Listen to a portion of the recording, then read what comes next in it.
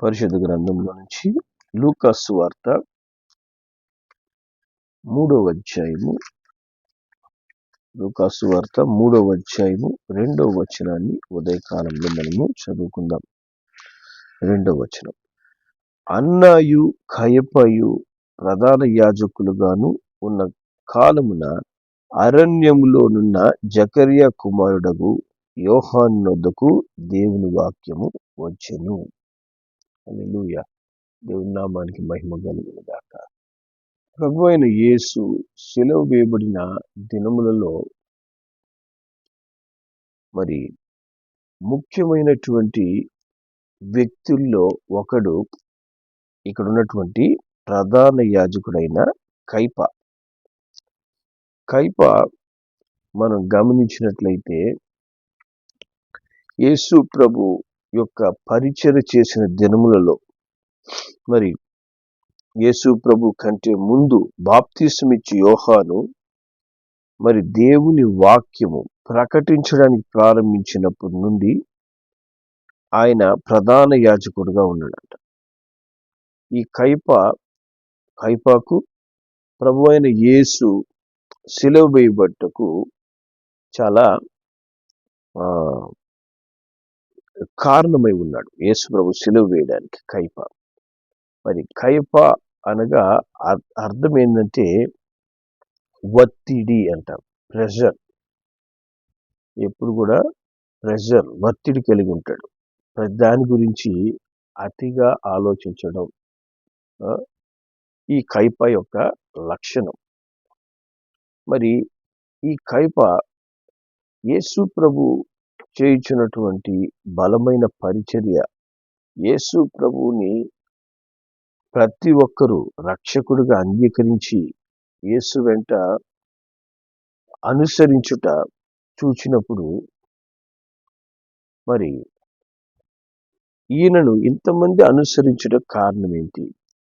ఈయనలో ఇంత గొప్ప శక్తి ఎలా వచ్చింది? దేవుడే తప్ప ఇటువంటి కార్యాలు ఒక మనుషుడు ఎలా చేయగలడు అనేటువంటి ఆలోచన కాక ఇతనిలో మరి ఒక ఆలోచన కయపలో పుట్టింది. మరి సామాన్యంగా మనుషులందరూ కూడా ఆయన చేస్తున్నటువంటి అద్భుతాలు, ఆశ్చర్య కార్యాలు చూసినప్పుడు మరి దేవుడు మన మధ్యలో ఇంత బలమైనటువంటి ప్రవక్తను పంపాడని, ఇంత గొప్ప శక్తివంతమైన కార్యాలు దేవుడు తప్ప మరొకరు చేయరంటూ ప్రభు అయిన యేసుని ఘనపరుస్తున్నారు, ప్రభు అయిన యేసుని అనుసరిస్తున్నారు.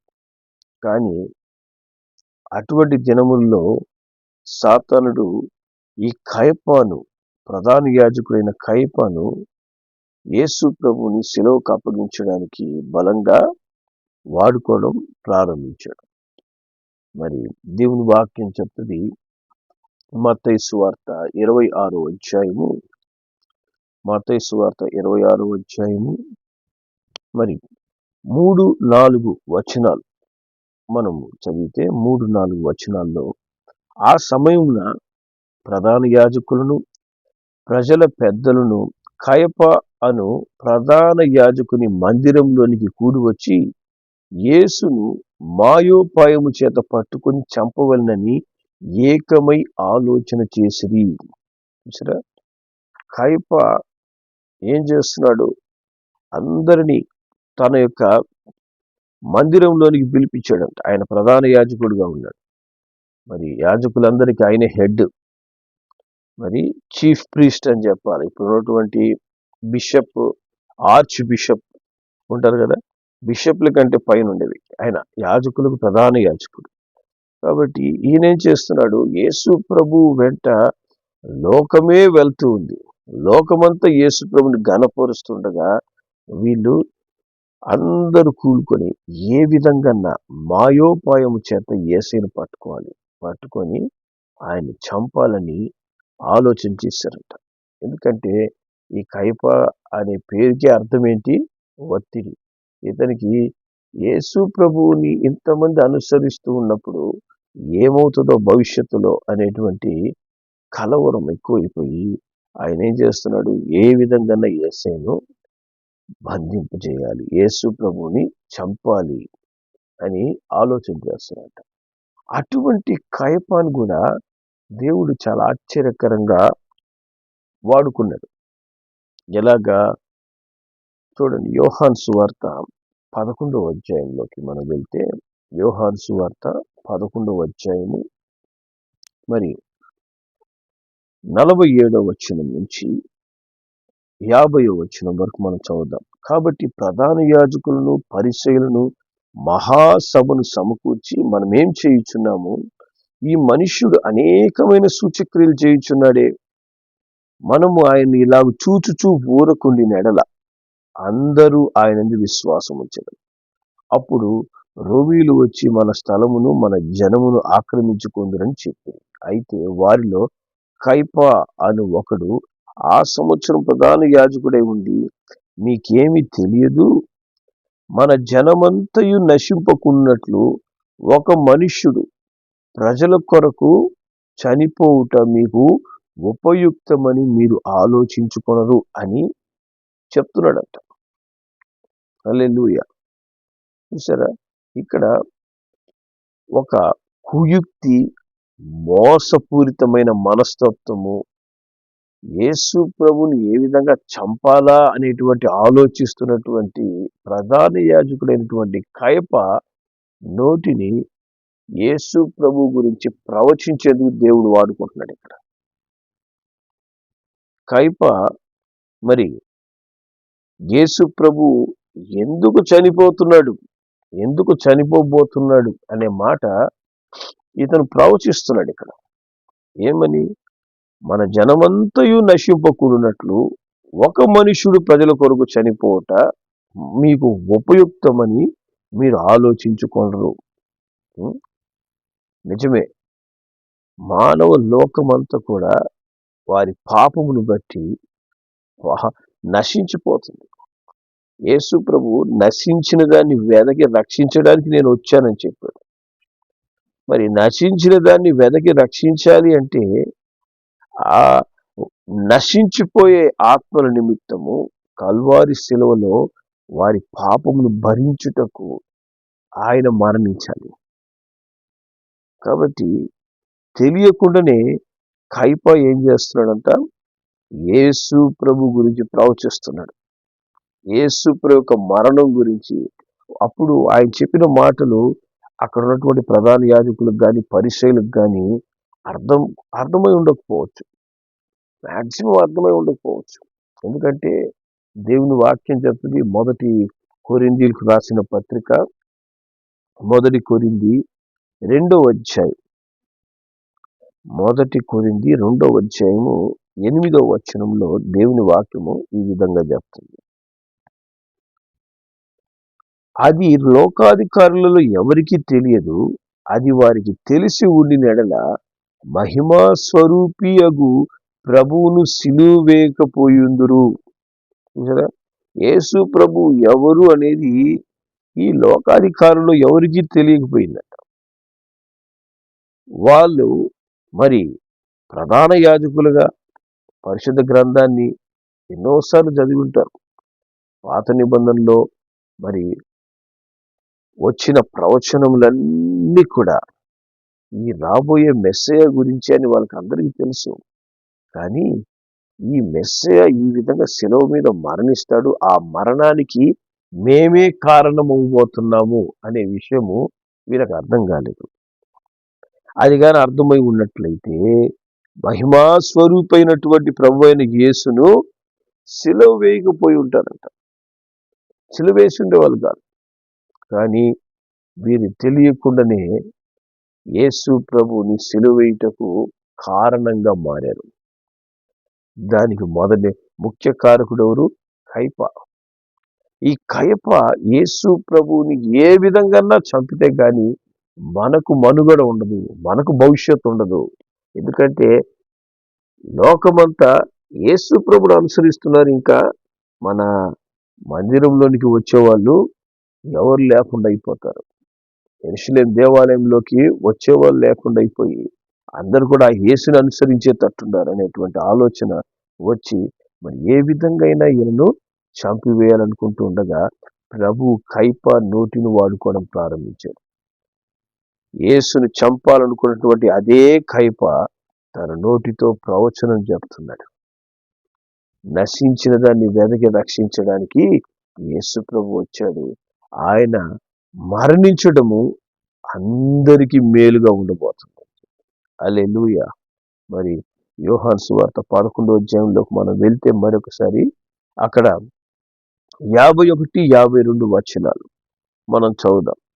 తనంతట తానే ఇలా చెప్పలేదు, కానీ ఆ సంవత్సరం ప్రధాన యాజకుడే ఉండెను గనుక యేసు ఆ జనం కొరకు మాత్రమే కాక చెదరిపోయిన దేవుని పిల్లలను ఏకముగా సమకూర్చుటకును చావునై ఉన్నాడని ప్రవచించెను. హల్లెలూయా. చూసారా, ఒక శత్రువు నోటిని కూడా దేవుడు ఎంత చక్కగా వాడుకుంటాడు. యేసు ప్రభుని సెలవుకు అప్పగిస్తున్నటువంటి శత్రువైనటువంటి కాయప నోటి నుంచి దేవుడు యేసు ప్రభుని గురించి ప్రవచనం ఇస్తున్నాడు. ఏమని ప్రవచనం అంటే, చెదరిపోయిన దేవుని పిల్లలందరినీ కూడా కలపడానికి యేసు ప్రభు మరణానికి అప్పగించబడబోతున్నాడు. యేసు ప్రభు మరణించబోతున్నాడు. హల్లెలూయా. ఆయన మరణించితేనే కానీ లోకానికి రక్షణ రాదు. లోక పాపమును మోసుకుపోవు దేవుని గొర్రెపిల్లగా యేసు ప్రభు సెలవుకి ఎక్కితే కానీ ఆ పాపమునకు క్షమాపణ దొరకదు. హల్లెలూయా. కాబట్టి కయప తెలియకుండానే తను ఒక ప్రధాన పాపినని అర్థం చేసుకుంటున్నాడు. అర్థం చేసుకోకుండానే చెప్తున్నాడు, నేనే ప్రధాన పాపిని, ఎందుకంటే యేసును సిలువకు అప్పగించేది నేనే, కానీ నన్ను రక్షించడానికి రక్షకుడు సిలువ మీద ప్రాణం పెట్టబోతున్నాడు. నశించిపోతున్న నన్ను సకల మానవాల్ని రక్షించడానికి ఈయన సిలువ మీద ప్రాణం పెట్టబోతున్నాడని యేసు ప్రభు గురించి ఆయన ప్రవచిస్తున్నాడంట. ఆ జనం కొరకు, అంటే ఆ జనంలో కయప ఉన్నాడు. అలాగే చెదిరిపోయిన దేవుని పిల్లలందరినీ కూడా ఏకం చేయడానికి యేసు ప్రభు మరణించబోతున్నాడు. దేవుని నామానికి మహిమ కలుగును గాక. అందుకే యేసు ప్రభు కూడా తన మరణాన్ని గురించి యోహాను సువార్త 12వ అధ్యాయంలో ఈ విధంగా చెప్తాడు. 12వ అధ్యాయము 23, 24 వచనాల్లో ఆయన చెప్తాడు, అందుకు యేసు వారితో ఇట్లనెను, మనుష్య కుమారుడు మహిమ పొందవలసిన గడియ వచ్చి ఉన్నది. గోధుమ గింజ భూమిలో పడి చావకుండినడలా అది ఒంటిగానే ఉండును, అది చచ్చినడలా విస్తారముగా ఫలించును. హల్లెలూయా. కాబట్టి గోధుమ గింజ వలె నేను నన్ను మరణానికి అప్పగించుకోబోతున్నాను. మరి ఆ గోధుమ గింజ మరణిస్తేనే విస్తారమైన ఫలింపు, విస్తారముగా అనేకులని ప్రభు యొద్దకు మరి రక్షణలోనికి నేను నడిపించాలంటే నేను మరణించాలి అని ప్రభు అయిన యేసు సెలవిస్తున్నాడు ఇక్కడ. హల్లెలూయా. మరి ఆ విధంగా ఈ కయప యేసు ప్రభువుని మరణానికి అప్పగించటంలో ప్రాముఖ్యమైన పని చేస్తున్నాడు. ప్రాముఖ్యమైన పని చేసి ఆయన గురించి ప్రవచనం చెప్పడమే కాదు, ఆయనను బంధించి పిలాతు యొద్దకు తీసుకువెళ్ళి యేసు ప్రభువుని సిలువయ్యాలని జనాల చేత ప్రేరేపించి, ప్రజల చేత కేకలు వేయించి ఆయనను సిలువేయండి అని ప్రకటింపచేసి మరణానికి అప్పగించినటువంటి వ్యక్తి కయప. మరి ఇటువంటి కయప యేసు ప్రభు శిలువ మీద ఉన్నప్పుడు యేసుతో ఒక మాట చెప్తాడు. మరి మత్తయి సువార్త 27వ అధ్యాయంలోకి మనం వెళ్తే 27వ అధ్యాయము 41వ వచనం నుంచి 43వ వచనం వరకు మనం చదువుదాం.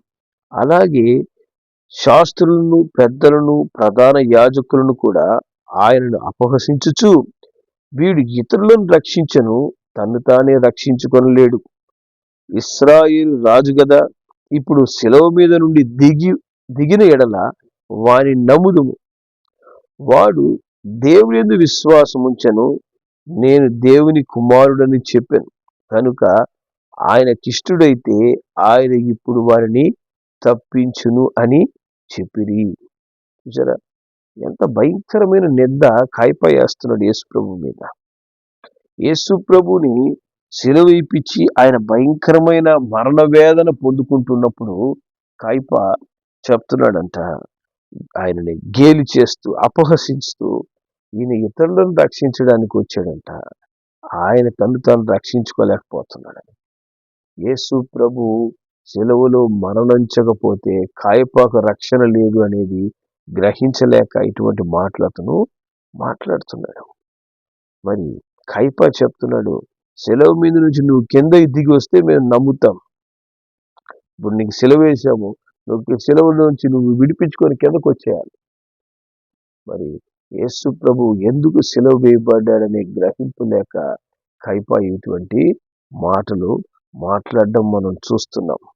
మరి దేవునికి ఇష్టమైనటువంటి కుమారుడైతే దేవుడు ఇప్పుడు అతన్ని రక్షించాలి అంటూ మరి యేసు ప్రభు మీద నింద వేస్తున్నాడు. దేవుని మీదే నింద వేస్తున్నటువంటి పరిస్థితిని మనము కైపాలో చూస్తున్నాం. మరి ఈ దినాన్న కూడా ఆయన బిడ్డలమైన మనము యేసు ప్రభు యొక్క మరణాన్ని ఘనపరచలేని వారంగా చాలా మంది ఉంటున్నాం. యేసు ప్రభు ఎందు నిమిత్తము అంత ఘోరమైన మరణాన్ని పొందుకోవాల్సి వచ్చిందో గ్రహింపు లేకుండా, నిజమైన మారు మనస్సు లేకుండా మరి కైప వలె ప్రవర్తించే జనులు అనేకులు ఉన్నారు. కైప ఏ విధంగా యేసు ప్రభువుని మరణానికి అప్పగించాడో అదే విధంగా అనేక మంది వాళ్ళ క్రియల ద్వారా యేసు ప్రభుని మరణానికి అప్పగిస్తున్నారు. యేసు ప్రభుని మరలా సిలువేస్తున్నారు. అదేవిధంగా యేసు నేను నీ కొరకే ప్రాణం పెడుతున్నాను అని సెలవు మీద ఆయన ఉండి ప్రకటిస్తున్నా కూడా గ్రహించలేనటువంటి, రక్షణ పొందుకోలేనటువంటి కైపాల వలె అనేకులు ఉంటున్నారు. ఈ దినమున మరి కైప యేసు ప్రభు ఎందుకు వచ్చాడని తెలియకుండానే ప్రవచించాడంట. అదేవిధంగా యేసు ప్రభు గురించినటువంటి ఎన్నో విషయాలు మనం వింటూనే ఉంటాం. యేసు ప్రభు గురించి ఆయన ఎందుకు వచ్చాడు, ఎందుకు సెలవు మీద ప్రాణం పెట్టాడు, ఇవి మనం వింటూ వింటూ వింటూ కూడా మనం మారు మనసు పొందకుండా ఉంటే మనలో ఎటువంటి స్వభావం ఉంటుంది? మనం కూడా కైప లాంటి స్వభావాలు కలిగి ఉంటాం. మనము కైపలాగా యేసుని సిలువకు అప్పగిస్తున్నామా లేదా నా కొరకు ప్రాణం పెట్టిన యేసయ్య అంటూ హృదయానికి హత్తుకుంటున్నామా యేసయ్యని? అయ్యో నేను పొందుకోవాల్సిన శ్రమ వేదన యేసయ్య పొందుకుంటున్నాడే అంటూ ఆ యేసయ్యను బట్టి కన్నీరు కారుస్తున్నామా? యేసు ప్రభు పొందుకున్నటువంటి ఆ వేదన, ఆక్రందన, ఆ శ్రమ ఇక ఎవరు కూడా భరించలేనటువంటిది. అంత ఘోరమైనటువంటి పరిస్థితిని యేసు ప్రభు సెలవు మీద స్వీకరించినందువలనే, అంత ఘోరమైన నిందలు ఆయన పొందుకున్నందువలనే ఈ దినమున కైపాకు రక్షణ, నీకు నాకు రక్షణ దొరికింది. హల్లెలూయా. ఆ రక్షణ నువ్వు పొందుకొని ఉన్నావా? యేసు ప్రభువుని సొంత రక్షకుడిగా అంగీకరించావా? యేసు ప్రభువుని కైప సిలువకు అప్పగించినట్లు ఆయనను మనం అంగీకరించక సిలువకు అప్పగిస్తున్నామా? ఆయనకు మన హృదయంలో స్థానం ఇవ్వకుండా సిలువ మీద స్థానం ఇస్తున్నామా? కైప అదే పని చేశాడు. యేసయ్యకు హృదయంలో స్థానం ఇవ్వాల్సిన వ్యక్తి యేసు ప్రభుకి సిలువ మీద స్థానం ఇచ్చాడు. ఆ విధంగా మనం కూడా ఎరగమన్నట్లు సిలువేసేస్తున్నామా యేసయ్యను ఒకసారి పరిశీలించుకుంటాం. మరి యేసయ్యను నిజంగా మనము స్వీకరించినట్లయితే ఆయన మన హృదయంలో ఉంటాడు. మనం ఆయనకు లోబడి జీవిస్తాం. మనము ఆయనకు సాక్షులుగా జీవించేందుకు తప్పిస్తాం. నా కొరకు ఆయన సెలవులో మరణం పొందబోతున్నాడని తెలియకుండానే కైప ప్రవచించాడంట. మనం కూడా యేసు ప్రభు సెలవు మీద ప్రాణం పెట్టాడు అని అంటామే కానీ నా కోసం ప్రాణం పెట్టాడయ్యా, నా పాపాలు కడిగి వేసేయడానికి యేసు ప్రభు సెలవు మీద రక్తం కార్చాడు, నాకు మారు మనసు ఇవ్వడానికి, నాకు ఒక కొత్త జీవితాన్ని ఇవ్వడానికి యేసు ఆ వేదన పొందుకున్నాడని నువ్వు అంగీకరించావా యేసయ్యని? చాలా మంది చెప్పే మాట ఏంటంటే యేసు శిలువ మీద వేదన పొందుకున్నాడు. ఎందుకోసం పొందుకున్నాడు? నా కోసం పొందుకున్నాడనే గ్రహింపు మనకు రావాలి.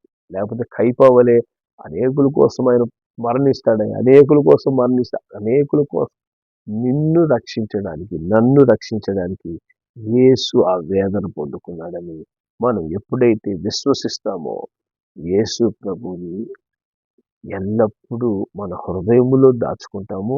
ఆయనను మరెప్పుడు కూడా అట్టి వేదనకరమైన ఇబ్బంది పొందకుండా యేసు ప్రభుని మనము సంతోషపెట్టే విధంగా జీవిస్తాం. ఆయనను మహిమపరిచే విధంగా మన జీవితంలో ప్రతిక్రియ మనం చేస్తాం. ఈ దినము కైపా జీవితం నుంచి నేర్చుకోవాల్సిన సత్యాన్ని మనం గ్రహిద్దాం. ప్రధాన యాజకుడై ఉండి యేసు ప్రభు ఎందుకోసం వచ్చాడని గ్రహించకుండా యేసుని ఆయన సెలవుకు అప్పగించాడంట.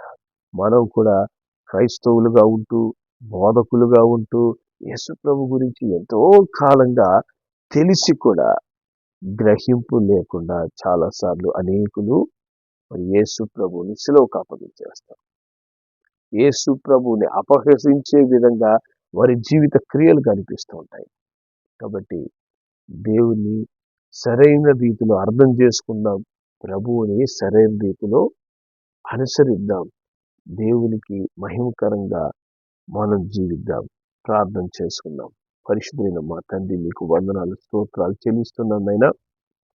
మరి కైపా జీవితము నైనా తండ్రి ఒక అత్యున్నతమైన స్థానం నుంచి ప్రారంభించబడింది. నైనా ప్రధాన యాజకుడిగా ఉంటూ పరిశుద్ధ గ్రంథం అంతా ఎరిగిన వాడిగా ఉంటూ కూడా మరి తండ్రి ప్రభు అయిన యేసుని సరిగా అర్థం చేసుకునక ఆయనను చంపడానికి ఆలోచించడం, సిలువకు అప్పగించడం జరిగిందయ్యా. మరి యేసు ప్రభుని అపహసించేవానిగా మారిపోయినాడు. ఆయన ఈ దినమున మమ్మల్ని మేము పరీక్షించుకోవాలి. కైపా స్వభావాలు మాలో ఉండకూడదు నాయన. కైపా వలె ప్రభు అయిన యేసు గురించి ఎరిగి పరిశుద్ధ గ్రంథం అంతా గ్రహింపు కలిగి కూడా నాయనా యేసు ప్రభువుని సిలువేసే విధంగా మా క్రియలు ఉండకూడదు, మా ప్రవర్తన ఉండకూడదు, మా జీవిత విధానాలు ఉండకూడదు. మరి దేవుని అవమానపరిచే విధంగా కైపా అవమానపరిచినట్లు మేము మా క్రియల చేత దేవునికి అవమానం తీసుకురాకూడదు నాయన. కైపా వంటి స్వభావాలు మా నుంచి తొలగించి ఆయన ప్రభువుని సంపూర్ణంగా అంగీకరించి ప్రభువుకి మా జీవితాలు అర్పించుకుంటూ ఆయన మా నిమిత్తం చేసిన ఆ గొప్ప బలియాగాన్ని బట్టి అయినా తల్లి శిలువ యాగమును బట్టి క్రీస్తు సాక్షులుగా జీవించేందుకు మాకు కృప దయచేయమని యేసు నామములో ప్రార్థిస్తున్నాం తండ్రి. ఆమేన్.